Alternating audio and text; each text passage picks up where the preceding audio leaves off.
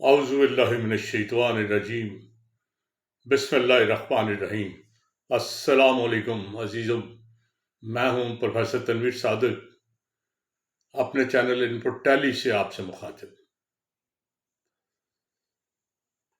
آج میں تھوڑا سا اسلامک ہسٹری سے اور ایشینٹ ہسٹری سے تھوڑی سی ریلیٹڈ باتیں آپ سے کرنا چاہتا ہوں۔ 90s کی بات ہے۔ میں عام طور پہ میں نے فیل کیا کہ نیا سال آتا ہے 1 جنوری کو، لوگ ایک دوسرے کو بڑی مبارکباد دیتے ہیں، جشن مناتے ہیں۔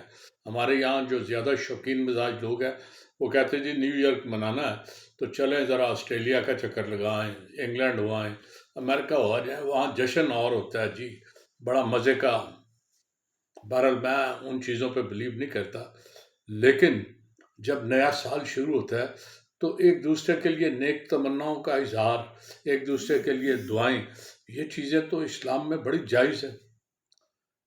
لیکن بڑی عجیب سے بات تھی کہ ہر قوم، ہر علاقے کے لوگوں کا ایک مخصوص کیلنڈر ہے، اور وہ نیا سال اس مخصوص کیلنڈر کے حساب سے مناتے ہیں۔ میں مسلمان ہوں، مجھے 1 جنوری کو نیا سال منانے میں کوئی تکلیف نہیں ہے، لیکن 1 محرم کو کیوں نہ منایا جائے، مجھے یہ بات نہیں سمجھ آتی تھی۔ 90 کے شروع میں نے ایک سال بڑا موٹا لکھا کہ تمام مسلمان بھائیوں کو نیا اسلامک سال مبارک ہو۔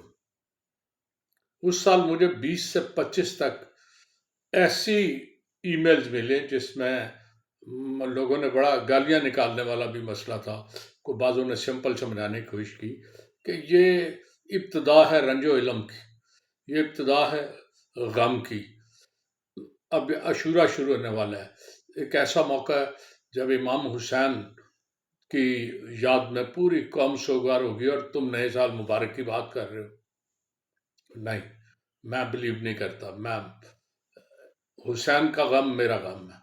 کوئی مسلمان ایسا نہیں جو حسین کے غم میں سوگوار نہیں ہوتا، جو اداس نہیں ہوتا۔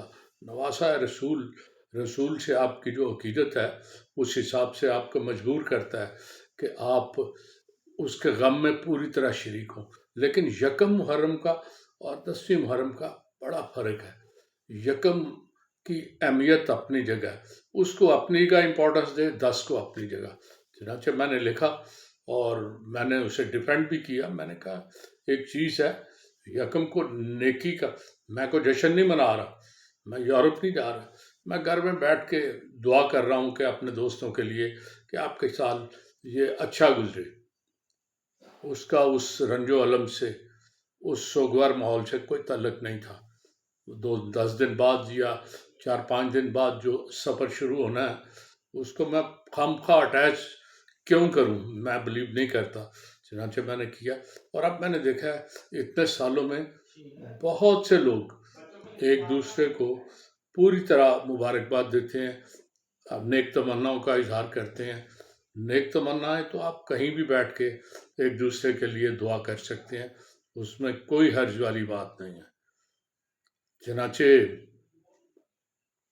یہ اب بڑی روٹین میری بن گئی ہے، میں ہر سال یہ کرتا ہوں، اور اب برا نہیں لوگ مناتے، بلکہ میں نے دیکھا ہے بڑی تعداد میں لوگ اس طرح مائل ہیں، ایک دوسرے کو بہت زیادہ مبارکباد دیتے ہیں، نیک تمنا کا اظہار کرتے ہیں، اور مختلف موقعوں پر وہ مخالفت کرنے والے اس وقت بہت کم لوگ نظر آتے ہیں آپ کو۔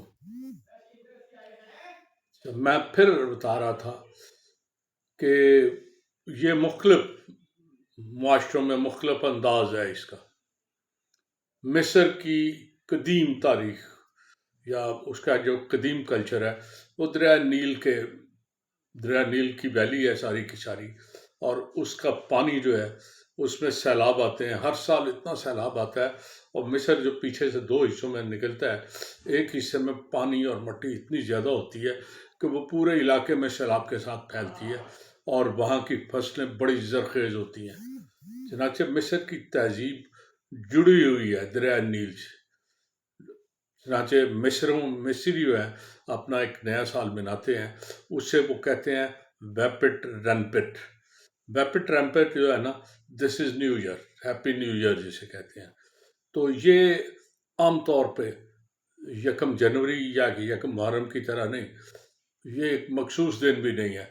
ये जुलाई के महीने में किसी वक्त भी आ सकता है, और वो कैसे आता है उसका एक अंदाज है। मिस्र दुनिया का लंबा तरीन दरिया है। हर साल मैंने बताया कि इसमें तुगयानी आती है, और तुगयानी जो है ना, उस ज़मीन का फर्टाइलपन जो है ना, वो बदल देती है। ज़मीन जो पहले थोड़ी सी कम जरखेज़ होती है, वो नई मट्टी से उसकी शक्ल बदल जाती है, फसलें बहुत बेहतर होती हैं। तो लोग उसका इंतज़ार करते हैं कि वहाँ तुगयानी आए। चनाचे एक सितारा है, सारिस, डॉग स्टार भी उसे कहते हैं। वो आपने कभी देखा होगा, रात को सब सितारे जो है मद्दम नज़र आएंगे तो एक रोशन सितारा है, इंतहाई रोशन सितारा होता है।